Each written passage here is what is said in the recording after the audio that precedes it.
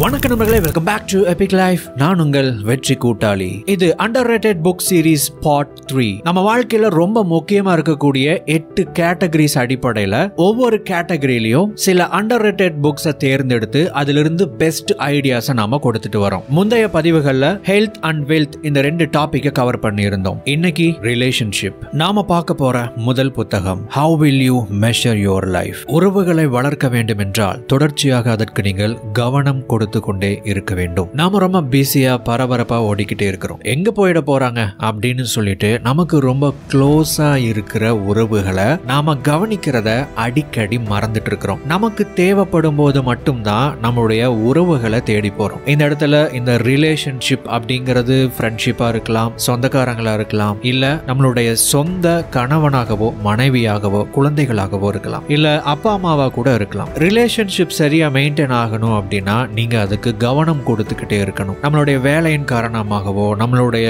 Business காரணமாகவோ நம்ம ரொம்ப பிஸியா நம்மளுடைய வேலைகள்ல மூழ்கி இருக்கிறது எந்த அளவுக்கு முக்கியமோ அதே அளவுக்கு சில நேரத்தில் அதை விடவும் அதிகமா நம்மளுடைய சொந்தங்களோடு நாம இருக்கிறது ரொம்ப முக்கியம். எஸ்பெஷலி ஃபேமிலி ரிலேஷன்ஷிப் அப்படின்னு வரும்போது உங்களுடைய குடும்பத்தையும் உறவையும் நீங்கள் நடத்தும் ஒரு தொழிலை போன்றோ அல்லது நீங்கள் மிக தீவிரமாக ஈடுபடும் ஒரு வேலையை போன்றோ நினைத்துக் கொள்ளுங்கள். இந்த கருத்தை கேட்கிறவங்களுக்கு எப்படி இருக்குன்னு தெரியல. பட் இந்த புக் இருக்கு இல்லைங்களா, இது மோஸ்ட்லி நிறைய ரொம்ப பிஸியா ஒர்க் பண்ற பிசினஸ் பீப்புளுக்காகவோ எம்ப்ளாயீஸ்க்காகவோ அல்லது இன்டர்பிரனர்ஸ் இந்த மாதிரியான நபர்களுக்காக அவங்கள டார்கெட் பண்ணி எழுதப்பட்ட ஒரு புத்தகம். அவங்க இந்த கருத்தை படிக்கும் போது எப்படி இருக்கும் தெரியுங்களா, ரொம்ப ஹார்டா ஒரு பஞ்சு விட்ட மாதிரி இருக்கும். ஏன்னா நம்ம செஞ்சுக்கிட்டு இருக்கிற தொழில் அல்லது நம்ம பார்த்துக்கிட்டு இருக்கிற வேலை ரொம்ப முக்கியம், ரொம்ப ஸ்ட்ரெஸ் அதிகமா இருக்கு அப்படின்னு சொல்லிட்டு தானே நம்ம இந்த ஃபேமிலி ரிலேஷன்ஷிப் இதெல்லாம் நம்ம கண்டுக்காம கவனிக்காம இருக்கிறோம். உங்களுடைய ரிலேஷன்ஷிப்பையே நீங்க பார்க்குற வேலை மாதிரி நினைச்சுக்கோங்க, நீங்க பண்ற ஒரு தொழில் மாதிரி நினைச்சுக்கோங்க.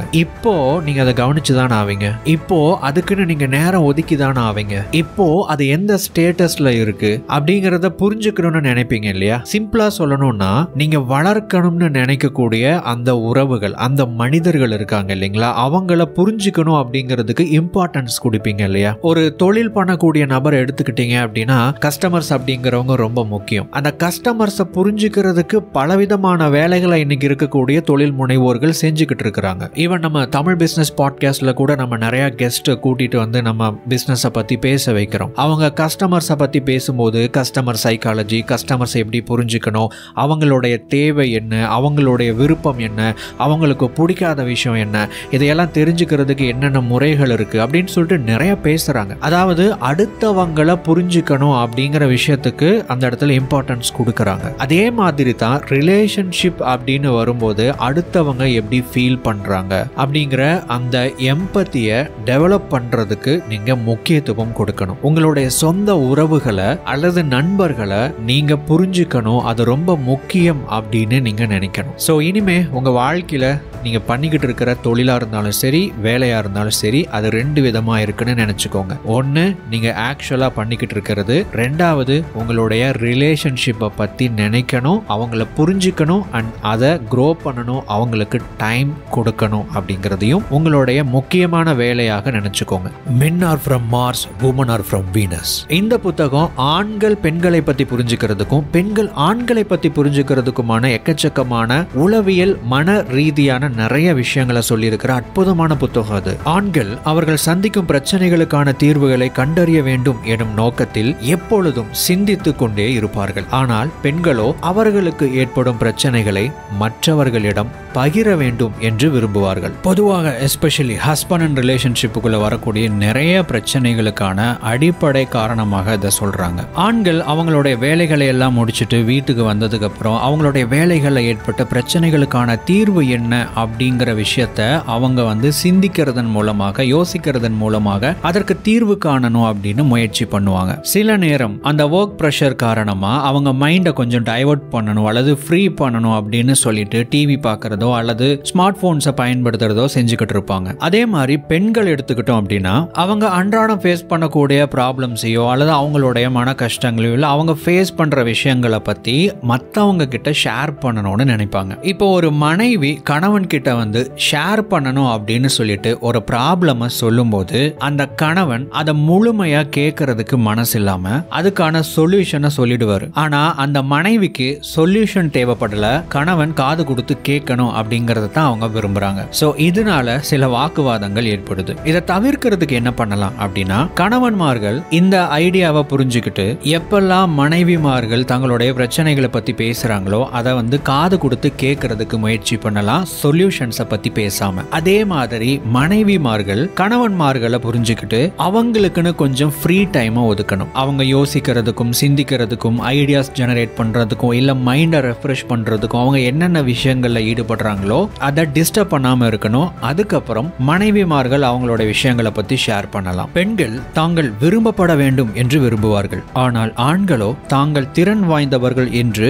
மற்றவர்களால் அங்கீகரிக்கப்பட வேண்டும் என்று விரும்புவார்கள். ஒரு சின்ன உதாரணம் பார்க்கலாம். அசோக் அண்ட் ராஜி இவங்க ரெண்டு பேருமே திருமணமானவங்க. அவங்களோட வீட்டுல இருந்த ஒரு பர்னிச்சர் ரிப்பேர் ஆயிருந்துச்சு. அதை தானே சரி பண்ணணும் அப்படின்னு அவரு பிளான் பண்ணிட்டாரு. ஒரு ஞாயிற்றுக்கிழமை லீவு நாள்ல டூல்ஸ் எல்லாம் எடுத்துட்டு அதை சரி பண்ணக்கூடிய வேலையில இறங்கிட்டாரு. ஒரு ஆண் இது மாதிரி இன்ட்ரெஸ்ட் எடுத்து ஒரு வேலையில இறங்குறாரு அப்படின்னா அந்த வேலையை சரியா செஞ்சு முடிக்கிறதுக்கான திறன் தன்னிடம் இருப்பதாக அவர் நம்புவார். இப்ப ராஜி என்ன பண்றாங்க அப்படின்னா, ஏங்க நீங்க ஒரு ஆளா கஷ்டப்பட்டுக்கிட்டு இருக்கீங்க, என் தம்பியை வேணா கூப்பிட்டுமா அப்படின்னு சொல்றாங்க. இது அசோக்குக்கு கொஞ்சம் கோவத்தை கொடுக்குது. காரணம் என்னன்னா, தான் அந்த பர்னிச்சரை சரி பண்ணிட முடியும்னு அவர் நம்புறாரு. இது அவரோட ஈகோ. இப்ப அவருக்கு என்ன தேவை அப்படின்னு கேட்டீங்கன்னா, ஒரு அப்ரிசியேஷன், ஒரு பாராட்டு அல்லது அவர்னால முடியும் அப்படிங்கிற ஒரு அங்கீகாரத்தை அவர் வாங்கணும்னு நினைக்கிறாரு. இது நடக்காம போகும்போது லைஃப்ல இருக்கிற ஒரு சில விஷயங்கள் மேல இன்ட்ரெஸ்ட் ஆட்டோமேட்டிக்கா குறைய ஆரம்பிச்சிடும். இதுவே நம்ம ராஜியோட கதை எடுத்துக்கிட்டோம் அப்படின்னா, ஒரு நாள் முழுவதும் அவங்க வேலை செய்யறாங்க, துணி துவைக்கிறாங்க, சமைக்கிறாங்க, வீட்டை பெருக்கிறாங்க, நிறைய மெயின்டெனன்ஸ் வேலைகள் எல்லாம் பண்ணிக்கிட்டே இருக்காங்க. அவங்க எந்த அளவுக்கு எஃபோர்ட் எடுத்து அவங்க வேலை செய்யறாங்களோ அந்த அளவுக்கு அவங்களுக்கு ஒரு பாராட்டு கிடைக்கணும், அவங்க விரும்பப்படணும் அப்படின்னு நினைப்பாங்க. உதாரணத்துக்கு சமையல் எடுத்துக்கிட்டோம்னா, அவங்க ஆசையா சமைக்கும் போது அந்த சாப்பாடு நல்லா இருக்கு அப்படின்னு சொல்லிட்டு அசோக் சொல்லணும்னு ராஜி விரும்புறாங்க. ஆனா அசோக் அதை பண்றதில்ல. அவங்களுக்குள்ள எதிர்பார்ப்பு இருக்கு, ஆனா அந்த எதிர்பார்ப்பை அசோக் பூர்த்தி பண்ணணும்னு நினைக்கிறாங்க. அது நடக்காம போறப்போ அவங்களுக்குள்ள இருக்கிற அந்த இன்ட்ரெஸ்ட் அண்ட் மோட்டிவேஷன் இது எல்லாமே கொஞ்சம் கொஞ்சமா குறைய ஆரம்பிக்கும். சோ இதை தவிர்க்கிறதுக்கு கணவன்மார்கள் மனைவிமார்களை பாராட்டலாம், அண்ட் மனைவிமார்கள் கணவன்மார்களுடைய ஒவ்வொரு செயல்களையும் அங்கீகரிச்சு அவங்கள மோட்டிவேட் பண்ணும்போது, என்கரேஜ் பண்ணும்போது இன்னும் அவங்க பெட்டரா நிறைய வேலைகளை, நிறைய செயல்களை ரொம்ப கிரியேட்டிவா செய்வாங்க. ஆண்களும் பெண்களும் ஒரே மாதிரியான வார்த்தைகளை பயன்படுத்தினாலும் அதற்கு பின்னால் இருக்கக்கூடிய அர்த்தங்கள் வேறு வேறாக இருக்கும். அசோக் அவருடைய ப்ராஜெக்ட்ல ரொம்ப தீவிரமா வேலை செஞ்சுக்கிட்டே இருக்காரு, ரொம்ப பிஸியாவும் இருக்காரு. இதையெல்லாம் கவனிக்கிற ராஜி தன் கூட போதுமான அளவு டைம் ஸ்பெண்ட் பண்றது இல்ல அப்படிங்கறத புரிஞ்சுக்கிறாங்க. அவங்களும் கொஞ்சம் அட்ஜஸ்ட் பண்ணி போய்கிட்டே இருக்கிறாங்க. பட் ஒரு நாள் ஒரு சின்ன விவாதம் ஏற்பட்டப்போ, என்னை எங்கேயுமே வெளியே கூட்டிட்டு போறதில்ல, எனக்காக எதுவுமே பண்றதில்ல அப்படின்னு ஒரு வார்த்தையை விட்டுறாங்க. இது அசோக்குக்கு பயங்கரமான கோபத்தை கொடுக்குது. எப்பவுமே என்னை வெளியே கூட்டிட்டு போறதில்ல, எனக்காக எதுவுமே பண்றதில்ல அப்படிங்கிற வார்த்தைகள் அசோக்குக்கு வேற மாதிரி புரியுது. பட் ராஜி அதை வேற மாதிரியான அர்த்தத்துல சொல்லியிருக்காங்க. அதாவது அசோக் அவரோட போதுமான அளவு டைம் ஸ்பெண்ட் பண்றது இல்ல, என்னை கவனிக்கிறது இல்ல அப்படிங்கறத தான் மனசுல வச்சுட்டு அந்த ஆதங்கத்தை அந்த வார்த்தைகள் மூலமா வெளிப்படுத்தி இருக்காங்க. ஆனா அசோக் நம்ம எவ்வளவோ பண்ணி இருக்கோம், ஆனாலும் எதுவுமே பண்ணினது இல்ல அப்படின்னு சொல்லிட்டு ராஜி சொல்றாங்களே அப்படிங்கிற மாதிரி அதை வேற மாதிரி எடுத்துக்கிட்டாரு. எப்பவுமே அப்படிங்கிற வார்த்தையை ராஜி பயன்படுத்தி இருக்காங்க. அதனுடைய உண்மையான அர்த்தம் என்னன்னா, எப்பவுமே அசோக் அவங்களுக்காக எதுவுமே பண்ணினது இல்ல அப்படிங்கறது அர்த்தம் இல்ல, அதிகமான கவனத்தை அசோக் கொடுக்கறது இல்ல அப்படிங்கறதா இதனுடைய உண்மையான அர்த்தம். இதே மாதிரி ஒரு நாள் அசோக் ரொம்ப டென்ஷனா இருக்கிறத ராஜி கவனிக்கிறாங்க. அவர் டென்ஷனா இருக்காரு அப்படிங்கறதையும் இவங்க புரிஞ்சுக்கிறாங்க. சரி, நம்ம ஏதாவது போய் பேசி அவங்க என்ன டென்ஷன் அப்படிங்கறத சரி பண்ணலாம் அப்படிங்கிற மைண்ட் செட்டோடு அசோக் கிட்ட என்னாச்சு அப்படின்னு கேக்குறாங்க. ஒண்ணு இல்ல விடு அப்படிங்கிறாரு. ஒண்ணு இல்லனா ஏன் இப்படி இருக்கீங்க அப்படின்னு சொல்லிட்டு ராஜி ஆரம்பிக்கிறாங்க. மிக தீவிரமா அவருடைய மண்டைக்குள்ள அவருடைய ப்ராப்ளம்கான சொல்யூஷனை ஐடியேட் பண்ணிக்கிட்டு இருக்கும்போது ராஜி இந்த மாதிரி பேசுறது அவருக்கு ஒரு டிஸ்டர்ப் பண்ற மாதிரி ஃபீல் ஆகுது. உடனே சத்தம் போட ஆரம்பிக்கிறாரு. ஒன்னும் இல்ல சரி விடு அப்படின்னா அவருடைய பிரச்சனைகளை தனியா அவரே சரி செய்யணும் அப்படிங்கிற முயற்சியில ஈடுபட்டு இருக்காரு, அந்த தீர்வுகளை அவரே கண்டுபிடிக்கணும் அப்படிங்கிற வேலையில இருக்காரு அப்படின்னு அர்த்தம். பட் இத புரிஞ்சுக்காத ராஜி அசோக் மனசு விட்டு பேச மாட்டேங்கிறாரு அப்படின்னு இன்னொரு ஆர்கியூமெண்ட் ஆரம்பிக்கிறாங்க. இது சண்டையில போய் முடியுது. இந்த புத்தகத்தினுடைய ஒரு மைய கருத்தா ஒரு விஷயத்த சொல்றாங்க. ஆண்கள் டிஃப்ரெண்டான ஒரு உலகத்துல வாழக்கூடிய மனிதர்கள் அப்படின்னும், பெண்கள் இன்னொரு வேறு வித்தியாசமான உலகத்துல வாழக்கூடிய நபர்கள் அப்படின்னும், இவங்க வெவ்வேறு உலகங்களை சார்ந்தவங்க அப்படிங்கறதுனால இவங்களுடைய மனநிலை வேறு வேறாக இருக்கும். ஆண்களும் பெண்களும் ஒரு திருமண வாழ்க்கையில நல்லா சந்தோஷமா இருக்கணும் அப்படின்னா ஒருத்தங்களை ஒருத்தர் புரிஞ்சுக்கணும் அப்படின்னு நம்ம நிறைய பேர் சொல்லுவாங்க பாத்தீங்களா. அது இதுதான், அவங்களுடைய மனநிலைய புரிஞ்சுக்கணும். ஆண்கள் பெண்கள் இப்படித்தான் அப்படிங்கறத புரிஞ்சுக்கணும், ஏத்துக்கணும். அதே மாதிரி பெண்கள் ஆண்கள் இப்படிப்பட்ட மனநிலை படைத்தவர்கள் தான் அப்படிங்கறத இவங்க புரிஞ்சுக்கிட்டாங்க அப்படின்னா அந்த ரிலேஷன்ஷிப் ரொம்ப நல்லா சந்தோஷகரமானதாக இருக்கும். How not to die alone. இந்த புத்தகம் மோஸ்ட்லி இந்த காதல் லவ் ரிலேஷன்ஷிப்பை பத்தி பேசக்கூடிய ஒரு புத்தகம். எஸ்பெஷலி இந்த டேட்டிங் கலாச்சாரங்களை பத்தி பேசக்கூடிய ஒரு புத்தகம். இன்னைக்கு நிறைய அந்த டேட்டிங் ஆப்ஸ் இந்த மாதிரிலாம் நிறைய வந்துருச்சு. நிறைய யங்ஸ்டர்ஸ் எல்லாருமே இதை பயன்படுத்துறாங்க. தென் இந்த டேட்டிங் கலாச்சாரம் அப்படிங்கிற ஒரு விஷயத்தையும் நிறைய பேர் பண்ணிக்கிட்டு இருக்காங்க. ஸோ அவங்கள டார்கெட் பண்ணி எழுதப்பட்ட புத்தகம் தான் இந்த புத்தகம். உங்களை ஈர்க்கும் வெளிப்புற தோற்றங்களை நம்பாதீர்கள். இந்த புத்தகத்தினுடைய ஆசிரியர் ஒரு ரிலேஷன்ஷிப் தெரபிஸ்ட். இவங்களுடைய தெரப்பி செஷனுக்கு வந்த எக்கச்சக்கமான கேசஸ் பேஸ் பண்ணி தான் இந்த புத்தகத்தையே எழுதியிருக்காங்க. அவங்க இப்போ ரீசன்ட் டேஸ்ல இருக்கக்கூடிய நிறைய யங் பீப்புள் கிட்ட பார்த்த ஒரு விஷயம் என்னன்னா, ஒரு ரிலேஷன்ஷிப் எஸ்பெஷலி லவ் ரிலேஷன்ஷிப் அப்படிங்கிறது இந்த லவ் அட் ஃபர்ஸ்ட் சைட் அப்படின்னு சொல்லுவாங்க இல்லைங்களா, கண்டதும் காதல் அப்படிங்கிற மாதிரி. பார்த்ததையும் ஒருத்தங்க மேல ஒரு குறிப்பிட்ட விஷயம், அதாவது அவங்களுடைய உருவமோ அல்லது முக தோற்றமோ அவங்களுடைய பாவனையோ ஏதோ ஒரு விஷயம் எனக்கு ரொம்ப அட்ராக்டிவா இருக்கு, அதனால எனக்கு பிடிச்சிருக்கு அப்படிங்கிற அந்த அட்ராக்டிவ் ஃபேக்டருக்கு முக்கியத்துவம் கொடுக்காதீங்க. நீங்க உண்மையாகவே அந்த மாதிரி ஒரு ரிலேஷன்ஷிப்பை ஃபார்ம் பண்ணணும்னு நினைக்கிறீங்கன்னா, நான் ஒருத்தங்களை பார்த்ததையும் இவங்க இந்த மாதிரியான ஒரு தோற்றத்துல இருந்தாங்க, ஸோ அதனால அது எனக்கு ரொம்ப அட்ராக்டிவா தோணுச்சு, ஸோ அதனால அவங்க மேல ஒரு ஈர்ப்பு வந்துச்சு, அதனால அவங்கள பிடிக்க ஆரம்பிச்சது அப்படிங்கிற கதையெல்லாம் பேசிக்கிட்டு இருக்காதீங்க. அது மேபி ஒரு காலகட்டத்தில் உங்களுக்கு அது உண்மையாக இருந்திருக்கலாம், பட் இன்னைக்கு அது நிஜமாகவே உண்மையா இல்லை. ஸோ இந்த ஒரு ஃபேக்டருக்கு முக்கியத்துவம் கொடுக்கறத அவாய்ட் பண்ணிட்டீங்கன்னா நீங்க ஒரு நல்ல ரிலேஷன்ஷிப்பை ஃபார்ம் பண்ண முடியும். The blue zone solutions. இந்த புத்தகம் ரிலேஷன்ஷிப் சம்பந்தப்பட்ட புத்தகம் இல்லை. இந்த ப்ளூ ஜோன்ஸை பத்தி நான் கொஞ்சம் ஸ்டடி பண்ணிக்கிட்டு வரேன். என்னது ப்ளூ ஜோன் அப்படின்னு கேட்டீங்கன்னா, இந்த உலகத்துல ஒரு 5 பகுதிகள் இருக்கு. அங்க வாழக்கூடிய மக்கள் பெரும்பாலானவங்க அதிக வயதுடையவங்களா இருப்பாங்க, நீண்ட நாள் உயிர் வாழ்வாங்க. அதை விட ரொம்ப முக்கியம் என்னன்னா அவங்க ரொம்ப ஆக்டிவா சந்தோஷமா இருப்பாங்க. 100 வயசு 101 வயசு ஆயிருக்கும், ஆனா அவங்க ஏதாவது ஒரு வேலை செஞ்சுக்கிட்டு இருப்பாங்க அல்லது நல்லா நடந்துகிட்டு இருப்பாங்க. அந்த 5 பகுதிகளுக்கு பேர் தான் ப்ளூ ஜோன் அப்படிங்கிறது. அதுல ஒன்னு தான் இந்த ஒக்கினாவா அப்படின்னு சொல்லப்படுற ஒரு ஜப்பானிய தீவு. உங்கள நிறைய பேர்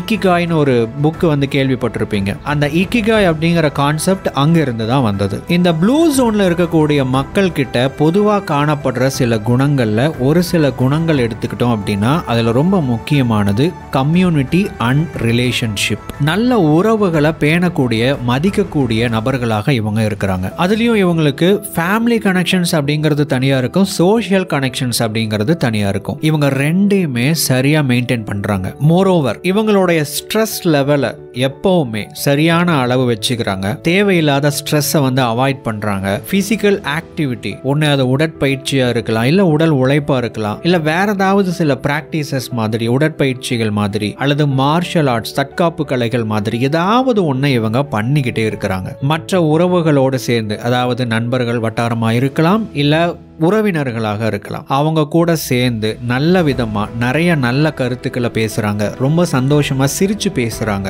சோஷியல் ஆக்டிவிட்டிக்கு அதிகமான முக்கியத்துவம் கொடுக்கறாங்க. சோஷியல் ஆக்டிவிட்டியில தொடர்ச்சியா அவங்க கலந்துக்கிட்டும் இருக்கிறாங்க. இது ரிலேட்டடா நிறைய டாக்குமெண்ட்ரிஸ் இருக்கு. கிட்டத்தட்ட பல மணி நேரத்துக்கு அதிகமான டாக்குமெண்ட்ரிஸ் நான் பார்த்திருக்கேன். இதுல அந்த ஜப்பான்ல இருக்கிற ஒக்கினாவா தீவுல இருக்கிறவங்க எல்லாம் என்ன பண்ணுவாங்க அப்படின்னா, அந்த வயசான தாத்தா பாட்டிகள் அப்புறம் இலசுகளும் அவங்க கூட சேர்ந்துக்கிறாங்க. இவங்கெல்லாம் சேர்ந்து வாரத்துக்கு ஒரு நாள் பாட்டு பாடுறது, கரோக்கி, பார்ட்டி இந்த மாதிரிலாம் கொண்டாடுறாங்க. இந்த பார்ட்டி இதெல்லாம் பார்த்தீங்கன்னா இப்போ நம்ம ஊரில் பார்க்கறது இது கிளப்பு அந்த மாதிரியான கான்செப்ட் கிடையாது. இது ரொம்ப ஆரோக்கியமானதாக இருக்கு. இதையெல்லாம் அவங்க ஒரு பழக்கமாக ஃபாலோ பண்ணுறதுனால இவங்களுடைய ஆயுள் நீண்டுக்கிட்டே போகுது. நண்பர்களே, ஐ ஹோப் இந்த வீடியோ பதிவு ஏதோ ஒரு விதத்தில் உங்களுக்கு வேல்யூ ஆட் பண்ணியிருக்கோம் அப்படின்னு நம்புறேன். அடுத்த வீடியோ பதிவில் மேலும் இருக்கக்கூடிய புத்தகங்களையும் டாபிக்ஸை பற்றியும் நாம பார்க்க இருக்கிறோம். தொடர்ச்சியாக நம்ம எபிக் லைஃப் சேனலோடு இணைந்திருங்கள். அதுவரை அதுவரை உங்களிடமிருந்து விடைபெறுவது நான் உங்கள் வெற்றி கூட்டாளி.